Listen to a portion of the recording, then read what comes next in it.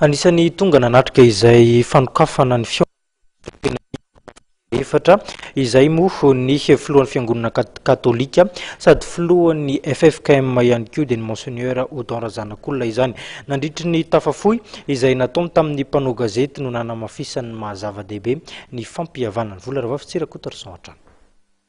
Nanamafy ny filohan'ny FFKM Mgr Odon Razanakolona fa ilaina ny fampihavanana manoloana ny zava-misy eto amin'ny firenena amin'izao fotoana izao. No marian'ity fiangonana katolika sady filohan'ny FFKM ihany koa fa tsy mifanohitra fa mifameno ny fanelanelana nataon'ny sehatra iraisam-pirenena sy ny FFKM. Tsy mifanohitra ireo zavatra ireo fa mifameno satria ataoko toe-tsaina ny tena apetraka amin'ilay fampihavanana izay ny lalana ataovy anatin'ny fampihavanana. Ninona ataontsika eto? Ifandrirodrirotra sy miverina tsika amin'ny latabatry ny fifampihavanana, fampiriniana. Nahoana moa raha tsy tomboka izao izy?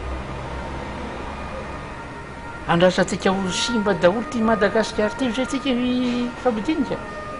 Andeha aloha fampidinika. Amboary dia ny mbola azo atao. Fa mikaikaika ny olona zao. Fa zay sahirana amin'ny sahirana tsaina satria zavatra manahirana ny iainan'ny vahoaka malagasy zao. Mba ny anjara pirikasonay atao no fampidiniana saina izy. Momba ny hidinka izay tanterahan'ny solotenan'ny ankolafy efatra izay toto-saina eto ivohim-piraisana nanomboka androany dia nilaza Mgr Odon Razanakolona fa manantena vokatra tsara ny tenany. Ny antenainay misy zavatra voaka ny voaka amin'io ino tsy anjarako ny manolany tena izay avy ilay aloha miasa. Tsy ny olona aloha miasa dia avy eo ny vokany izao. Sahala ny olona rehetra izao sahala manao zavatra rehetra manantena vokatra mandrakariva isika.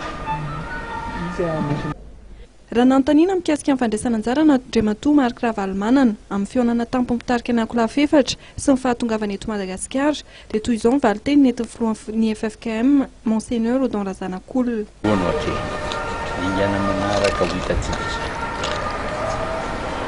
No marian'ny filohan'ny FFKM fa tsy manapa-kevitra ny solotenan'ny ankolafy efatra ao anatin'ny dinka izay tanterahan'izy ireo mandritra ny 3 andro eto ivohim-piraisana. Sosikevitra natolotra izy ireo ny filoam-piangonana efatra ary tsy maintsy ifanarahana ny ray aman-dreny am-piangonana efatra avy eo ny asa rehetra izay atao anatin'ny asa fampihavanana ho fanamahana ny krizy izay mamelo firenena atao anatin'ny efa taona.